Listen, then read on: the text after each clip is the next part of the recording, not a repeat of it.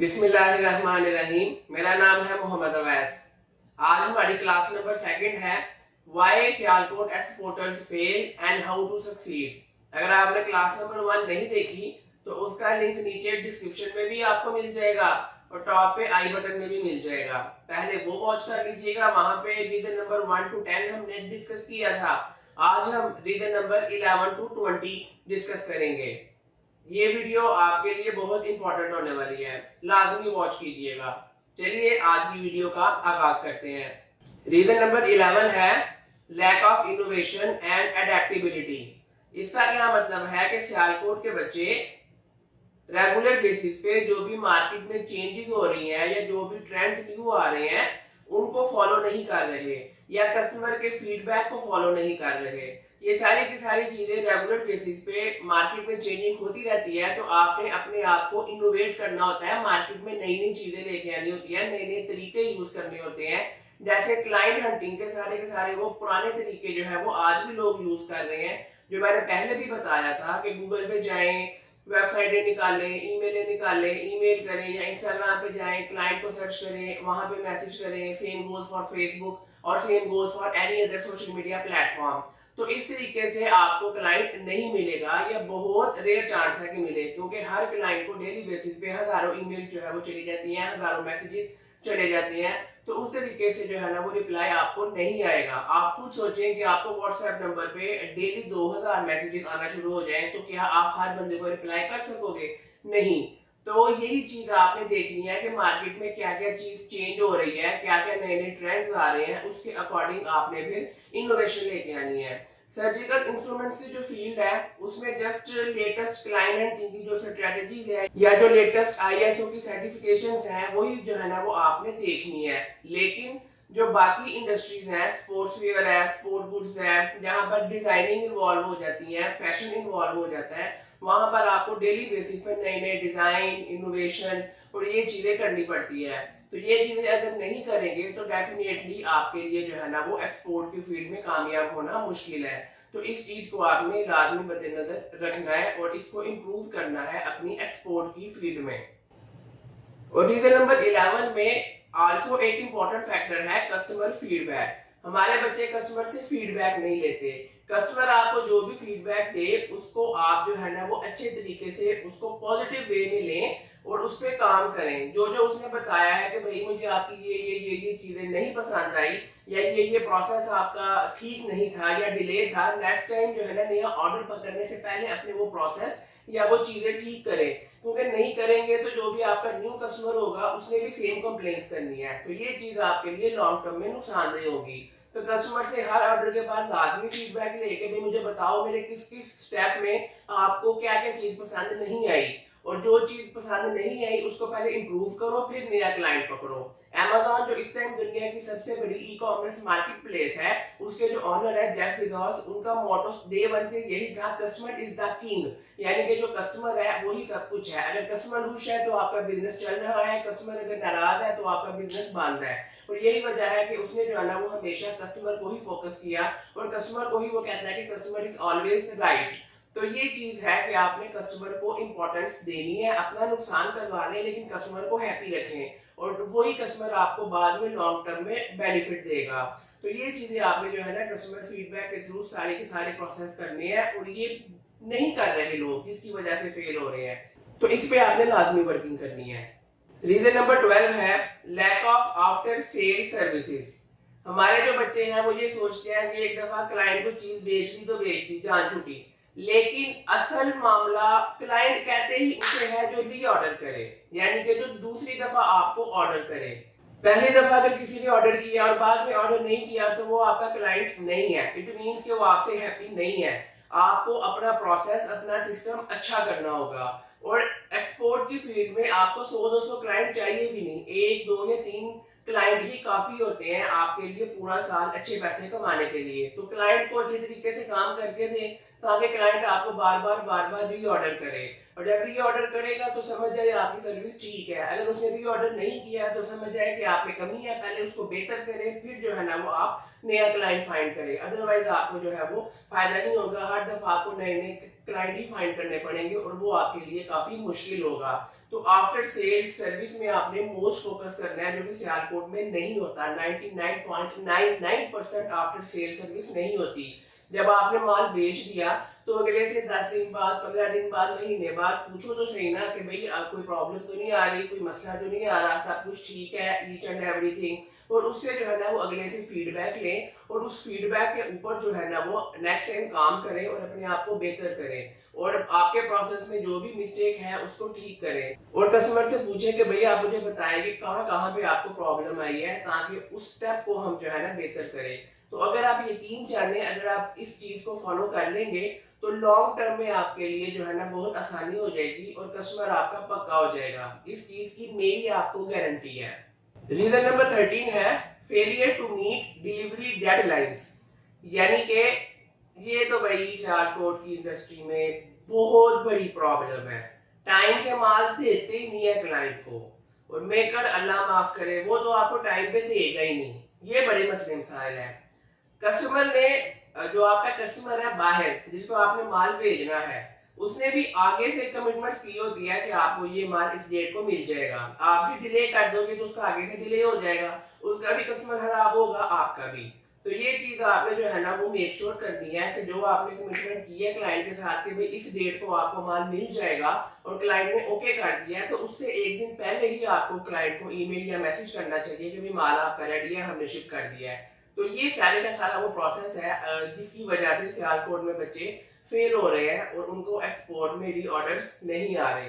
तो इसमें आपने मोस्टली काम करना है और मेक श्योर करना है कि टाइम पे अगले को डिलीवरी प्रोवाइड करें। डिले करेंगे तो अगले का फायदा नहीं है। मसाला किसी ने आपसे कहा कि मुझे अक्टूबर में लेदर जैकेट्स चाहिए क्रिसमस के हवाले से, और आप उसको भेज रहे हो जनवरी में। अब बताएं कि उसके वो किस काम की है? डेफिनेटली वो उसकी नहीं बिकेंगी। और उसके आगे से जो क्लाइंट्स हैं जिन्होंने बेचना था, उन्होंने क्या करना है जनवरी में? तो ये चीजें आपने मद्देनजर रखनी है और आपने ध्यान रखना है कि जो डेडलाइन मिली है उसको मीट करें और टाइम से अपनी जो है ना इन्वेंटरी अगले को पहुंचाएं, ताकि वो भी आगे से इजीली सेल कर सके और आपको बाद में रीऑर्डर कर सके। तो इस चीज पे लाजमी काम करें।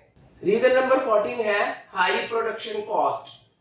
जाहिर सी बात है, प्राइसिंग के ऊपर ही आपने सारी का सारा मामला करना है। अगर आपकी प्राइसिंग ही गलत होगी, अगर आप महंगा जो है वो कोटेशन दे दोगे, तो क्लाइंट कैसे आपसे बाय करेगा? तो ये चीजें आपने ध्यान से रखनी है कि आपकी जो प्रोडक्शन कॉस्ट है अगर वो हाई है और क्लाइंट को रेट महंगा लग रहा है, तो इट मींस कि आपकी प्रोडक्शन कॉस्ट ज्यादा है, उसको कम करें। मतलब आपने कस्टमर को बोला मैं आपको 100 रुपए की चीज दूंगा, आपको पता है मुझे 70 की बन रही है, तो 30 रुपए की मुझे बचत आ जाएगी। लेकिन कस्टमर ने बोला कि भी एक फला बंदा है वो मुझे 60 रुपए की चीज दे रहा है।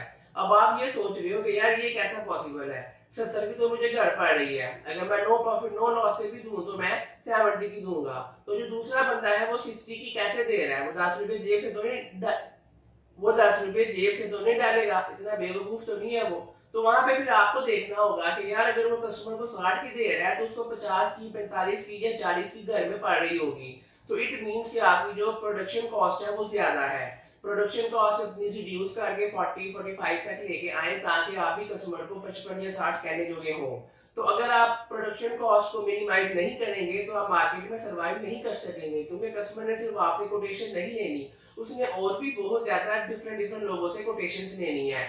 तो जहां से उसको जो है ना वो कम रेट मिलेगा, वो जाहिर सी बात है वहीं से बाय करेगा। और अगर आपकी प्रोडक्शन कॉस्ट ज्यादा है तो आपसे वो कभी भी बाय नहीं करेगा। तो ये चीज आपने ध्यान में रखनी है कि अपनी प्रोडक्शन कॉस्ट को जितना कम कर सकते हैं उतना कम करें। चाइनीज इसीलिए दुनिया में कामयाब है कि उनकी जो प्रोडक्शन कॉस्ट है वो मिनिमम है, बहुत कम है, जिसकी वजह से उनको ऑर्डर्स पे ऑर्डर्स आते हैं। तो आपने भी जो है ना कोशिश करनी है कि मैक्सिमम अपनी प्रोडक्शन कॉस्ट को कम से कम करें, ताकि इजीली आपको ऑर्डर मिलने के चांसेस हो। रीजन नंबर 15 है insufficient of understanding of target markets. यानी कि आपने जिस भी मार्केट में मार्केटिंग करनी है, एडवर्टाइजिंग करनी है, आपको उस सारी की सारी मार्केट का पता होना चाहिए कि वहां पे क्या सिनेरियोज हैं, वहां पे आपकी जो प्रोडक्ट है वो कहाँ कहाँ पे किस किस स्टेट में या किस किस सिटी में या किस किस मेट्रो में वो बिक रही है। उसके अकॉर्डिंग आपने सारी की सारी प्लानिंग करनी है और उसके लिए आपको रिसर्च करनी होगी। रिसर्च कैसे करते हैं? Market research, each and everything, उसकी भी हम सेपरेट से कोर्सेज लेके आएंगे हमारे इसी चैनल पे फ्री ऑफ कॉस्ट। लेकिन अभी जस्ट आप ये समझ लें कि मार्केट रिसर्च करना वो बहुत ज़रूरी है, उसके बगैर आप टारगेटेड कस्टमर तक नहीं पहुंच सकेंगे। मिसाल के तौर पे आप जो है वो प्लान कर रहे हैं कि मैं फ़लाँ कंट्री में फ़लाँ प्रोडक्ट बेचने की कोशिश कर रहा हूँ, लेकिन आपने ये सर्च ही नहीं किया कि वहाँ पर वो कंट्री इंपोर्ट करता भी है कि नहीं। हो सकता है कि वो ऑलरेडी बहुत ज़्यादा मैन्युफैक्चरिंग करते हो और वो पर्टिकुलर जो प्रोडक्ट है वो एक्सपोर्ट करते हो, तो वो आपसे इंपोर्ट क्यों करेंगे? वहाँ पे आप वहाँ पे आपका सारे का सारा पैसा ज़ाया चला जाएगा। डेफिनेटली मिसाल के तौर पे सियालकोट की मार्केट है, यहाँ फुटबॉल बनते हैं, सारी दुनिया में जाते हैं, तो अगर कोई कंपनी यहाँ पे आके मार्केटिंग करे मेरे से फुटबॉल खरीदो, तो जाहिर है उसके नहीं बिकेंगे, क्योंकि हम लोग खुद उसके एक्सपोर्टर है, इंपोर्टर नहीं है। तो आपने जिस भी कंट्री में मार्केटिंग करनी है, आपको मेक श्योर होना चाहिए कि वो कंट्री वो पर्टिकुलर प्रोडक्ट की इंपोर्टर हो, यानी कि दुनिया से माल मंगवाती हो, फिर ही कोई आपसे मंगवाएगा ना।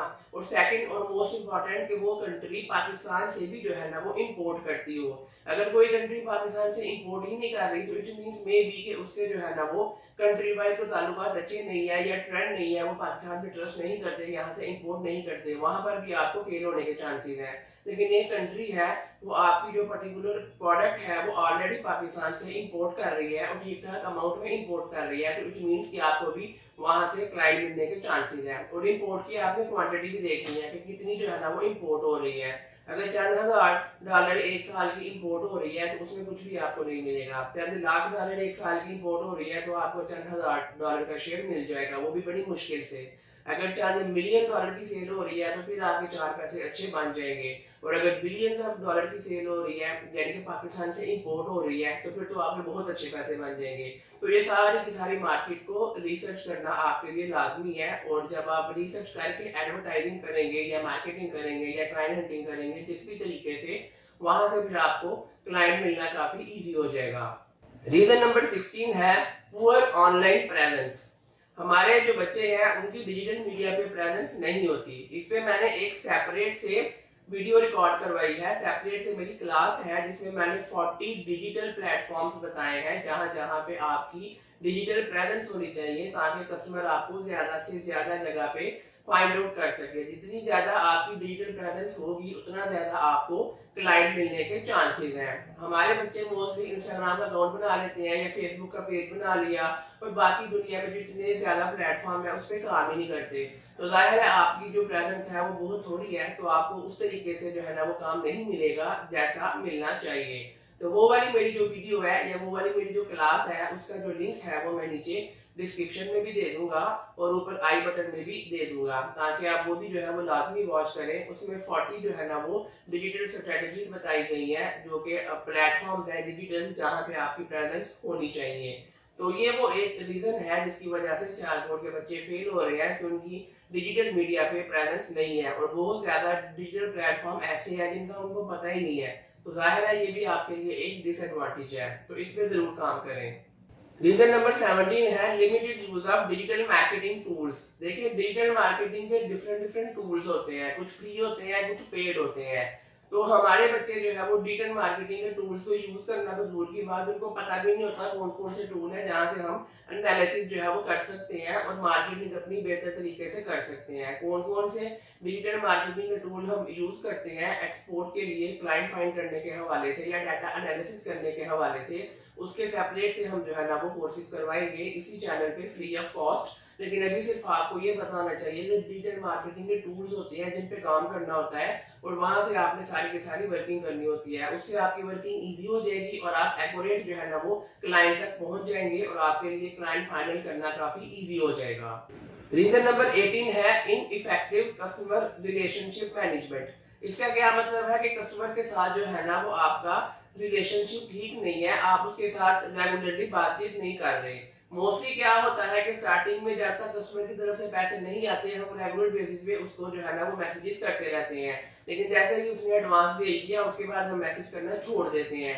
वो और यहाँ पर दो तरह के लोग आते हैं, कुछ स्कैमर्स होते हैं, वो एडवांस लेने के बाद कस्टमर का नंबर या ईमेल ब्लॉक कर देते हैं और फ्रॉड हो जाता है कस्टमर के साथ और वो नेक्स्ट टाइम ट्रस्ट नहीं करता पाकिस्तानी सियालकोट के लोगों के साथ और फिर जो है ना उसको ऑर्डर और फिर जो है ना वो ऑर्डर भी नहीं देता और सियालकोट में ही जो है ना वो एक प्रॉब्लम क्रिएट होती है मार्केट में।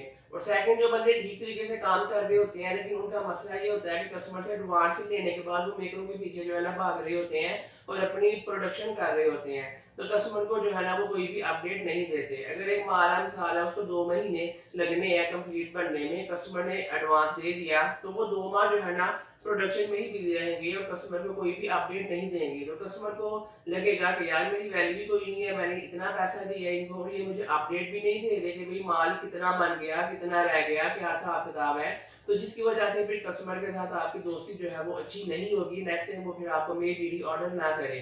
तो कस्टमर के साथ आपकी दोस्ती का होना ज़रूरी है और उसके लिए बेस्ट वे यही है कि आप रेगुलर बेसिस पे जो भी प्रोडक्शन हो रही है उसके इमेजेस, वीडियोस जो है ना वो बना बना के कस्टमर को रेगुलर भेजें। डेली नहीं भेज सकते तो वीकली बेसिस पे भेजें, या हर 3 दिन के बाद भेजें या हर 2 दिन के बाद भेजें कि भाई आपका ये काम हो गया, ये हो गया, ये हो रहा है, ये हो गया है। इस तरीके से कस्टमर को लगे कि भाई मैं आपके लिए इम्पोर्टेंट हूँ और आप रेगुलर बेसिस पे मुझे अपडेट कर रहे हो और मेरा माल जो है वो टाइम से तैयार हो जाएगा।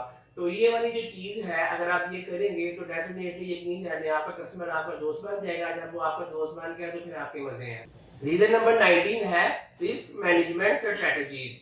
इसमें जो है ना काफी बच्चे फेल हो रहे हैं क्योंकि फाइनेंशियली उनको इश्यूज होते हैं जिसकी वजह से माल को वो पूरा नहीं कर पाते या ऑर्डर कंप्लीट नहीं कर पाते। मिसाल के तौर पे 100 रुपए का ऑर्डर है, 70 रुपए का बनना है, 30 रुपए के जो है ना वो क्लाइंट ने एडवांस दे दिया, पीछे रह गए 40। वो 40 आपने पल्ले से डालने हैं यानी कि अपनी जेब से डालने हैं और आपकी जेब में 10 रुपए हैं, पीछे रह गए 30 रुपए और वो आपको पता नहीं है कहाँ से आएंगे कहाँ से नहीं आएंगे, कौन देगा। आपने कस्टमर को ओके करके एडवांस मंगवा लिया, मेकर ने तो जाहिर है पैसे देके माल बनाना है। मेकर को आपने 40 रुपए दिए, 30 कस्टमर के, 10 अपने, उसने जो है ना वो माल आपका तकरीबन 50-60% बना दिया। बाकी उसने कहा भाई रिमेनिंग पैसे तो फिर बना के दूंगा, वो आपके पास है नहीं। फिर आप दाएं बाएं जो है ना वो उधार लेते फिरोगे, कभी मिलेगा कभी नहीं मिलेगा। उन्हीं चक्करों में जो है ना वो ऑर्डर जो है वो डिले हो जाएगा और जब ऑर्डर डिले होगा तो कस्टमर आपके हाथ से गया और आपकी सारी मेहनत पानी में चली गई। तो जब भी ऑर्डर फाइनल करना है, फाइनल करने से पहले आपको सारी की सारी एक फाइनेंशियल कैलकुलेशन करनी होगी कि कस्टमर ने एडवांस कितना दिया है, मेरी जेब में कितना है और कितने पैसे हैं जो कि मुझे दाएं बाएं से अरेंज करने होंगे। यहाँ पे अव्वल तो हम जो है ना रेकमेंड करते हैं कि आपने उधार नहीं लेना, उधार बंदे को जलील कर देता है। बेहतर है कि उधार पे काम ना करें, लेकिन अगर जरूरत पड़ भी गई है तो ऐसे लोगों से लें जिनका आपको पता हो कि मैं ओके वो मुझे जलील नहीं करेंगे बाद में और मैं इजीली उनको पे कर दूंगा। पेरेंट्स हैं या आपके भाई बहन है जो मुखलिस हैं आपके साथ, आजकल के तो भाई बहन भी जायदादों पे कब्जे करते हैं, लेकिन चलो बंदा क्या बात करे। तो बहरहाल ये है कि आपको जो है ना ऑर्डर स्टार्ट करने से पहले पता होना चाहिए कि आपने ईच एंड एवरीथिंग को जो है ना वो स्ट्रीमलाइन करना है और जो पैसे कम पड़ रहे हैं वो कहाँ से अरेंज होंगे। ऑर्डर फाइनल करने से पहले अगर उनसे बात करें कि भाई मुझे ये पैसे जो है वो चाहिए, मुझे दे दोगे, वो ओके करें तो फिर जो है ना आपने ऑर्डर को पकड़ना है। या मेकर से बात कर लें कि भाई जो रिमेनिंग अमाउंट है जब आएगी मैं दे दूंगा। तो ये भी वैसे रिकमेंडेड नहीं है, लेकिन हमारी कोशिश तो या रिकमेंडेशन तो यही होती है कि मिसाल के तौर पे 100 रुपये का ऑर्डर है, 70 रुपये जो है वो उसकी प्रोडक्शन कॉस्ट है, तो क्लाइंट से मिनिमम 70 रुपये जो है ना वो आप एडवांस पकड़े, बाकी बेशक बाद में ले लें। या फिर अगर आपकी जेब में 10 रुपये है तो क्लाइंट से मिनिमम 60 रुपये जो है ना वो एडवांस पकड़े, बाकी 10 रुपये जेब से डाले ताकि आपको उधार ना लेना पड़े। ये काम जो है ना वो सबसे बेस्ट है। बहरहाल जो भी स्ट्रेटजी बनाए मेक श्योर करें कि आपने फाइनेंशियल सारी की सारी कैलकुलेशन की हो ताकि जो भी रिस्क इन्वॉल्व है ऑर्डर को कंप्लीट होने में वो आप पहले से उसको टैकल कर लें और आपके लिए इजी हो जाए टाइम पे माल बना के देना। रीजन नंबर 20 है डिपेंडेंसी ऑन सिंगल बायर और मार्केट। यहाँ पे दो चीजें हैं। सम टाइम क्या होता है कि हमने किसी एक बायर को पकड़ा होता है और वही हमें 4 पैसे अच्छे कमा कर दे रहा होता है, तो हम क्लाइंट हंटिंग पे काम ही नहीं करते। हम नए नए क्लाइंट देखें, बिजनेस में जो है ना सबसे इंपॉर्टेंट चीज है कि नए नए क्लाइंट्स आपके बिजनेस में आने चाहिए, फिर आपका बिजनेस ग्रो करेगा। जैसे सेहत बनाने के लिए जरूरी है कि अच्छी अच्छी चीजें खाएं, एक्सरसाइज करें, फिर ही सेहत बनेगी। लेकिन अगर आप जो है वो एक ही क्लाइंट के ऊपर अगर आपका फोकस है और नए क्लाइंट आप नहीं जो है ना वो हंट कर रहे, तो जिस दिन वो क्लाइंट आपको छोड़ के जाएगा आपका बेड़ा गर्क हो जाएगा। तो ये काम नहीं करना। आपके पास मिनिमम 5 जो है ना वो क्लाइंट्स होने चाहिए, यानी कि जितने ज्यादा क्लाइंट होंगे उतना फायदा है। मिसाल के तौर पर अगर आपके पास एक क्लाइंट है तो आपका 100% जो मंथली इनकम है वो एक बंदे से आ रही है, वो गया तो आप ही गए। और अगर 2 क्लाइंट्स हैं तो 50% का आपने रिस्क मैनेज कर लिया, मतलब महीने का ₹1,00,000 कमा रहे हैं दोनों क्लाइंटों से 50-50। एक क्लाइंट गया तो आप 0 पे नहीं आएंगे 100 से, बल्कि 50 पे आएंगे। तो अगर 3 क्लाइंट्स होंगे तो पर क्लाइंट 33,000 है, मतलब अगर लाख रुपए इनकम है महीने की। 4 क्लाइंट है तो पर क्लाइंट 25% है, 5 है तो पर क्लाइंट 20% है। तो इस तरीके से आपने जो है ना मल्टीपल क्लाइंट्स को पिक करना है एट अ टाइम, ताकि कोई एक आध छोड़ के जाए तो आप 100 से 80 पे आओ या 100 से 90 पे आओ, बजाय इसके कि 100 से 0 पे आ जाओ। तो वन सिंगल क्लाइंट पे जो लोग फोकस करते हैं उनके साथ यही होता है। मेरे पास आते हैं अक्सर लोग, कहते हैं 6-6 माह से काम नहीं है, एक क्लाइंट था अच्छे पैसे कमा के दे रहा था। तो यहाँ पे वो गलती करते हैं कि जब अच्छे पैसे आपको आ रहे हैं तो बजाय नए क्लाइंट फाइंड करने के वो जो है ना वो कहीं प्लॉट ले रहे होते हैं, घर बना रहे होते हैं, एंजॉय कर रहे होते हैं। फिर जब वो क्लाइंट चला जाता है तो फिर कहते हैं यार अब हम क्या करें, प्लॉट की किस्तें भी रहती हैं और भी जो है ना मार्केट में पैसे देने हैं और क्लाइंट भी कोई नहीं है, और क्लाइंट फाइंड करने के लिए जो एडवर्टाइजिंग चाहिए उसके भी पैसे नहीं है।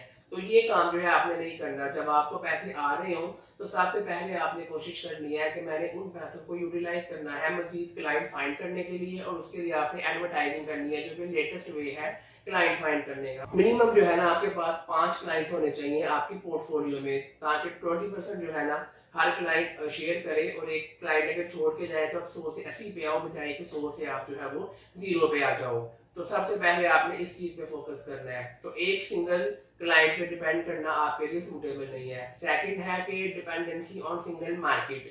सम टाइम हमारे पास मल्टीपल क्लाइंट्स होते हैं, लेकिन वो सारे के सारे एक ही कंट्री के होते हैं, और अगर उस कंट्री में कोई लॉ चेंज हो गया या कोई इमरजेंसी लग गई या पाकिस्तान के उस कंट्री के साथ ताल्लुकात खराब हो गए, उन्होंने इम्पोर्ट एक्सपोर्ट सारी जो है ना वो तजारत बंद कर दी, तो आप भी गए, तो ये भी जो है ना वो अच्छी बात नहीं है कि आपके सारे के सारे क्लाइंट वन सिंगल मार्केट से हो, यानी कि वन सिंगल कंट्री से हो।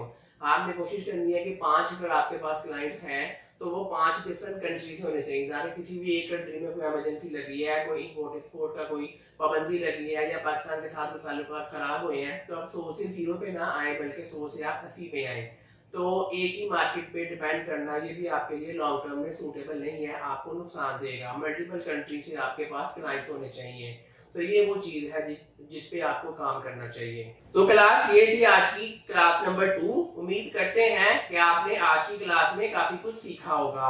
आज हमने 11 to 20 जो रीजंस है वो की थी डिस्कस, और नेक्स्ट जो है ना क्लास में हम 21 से 30 रीजन जो है वो डिस्कस करेंगे। वो हमारी जो प्ले लिस्ट है वहां पे आपको मिल जाएगी। हमने आप लोगों के लिए एक व्हाट्सएप का प्राइवेट ग्रुप बनाया है सियालकोट के एक्सपोर्टर्स के लिए, जिसका लिंक डिस्क्रिप्शन में अवेलेबल है। आप वो ज्वाइन कर सकते हैं फ्री ऑफ कॉस्ट। अगर मेरे से डायरेक्ट कांटेक्ट करना चाहे तो मेरा व्हाट्सएप नंबर भी डिस्क्रिप्शन में अवेलेबल है।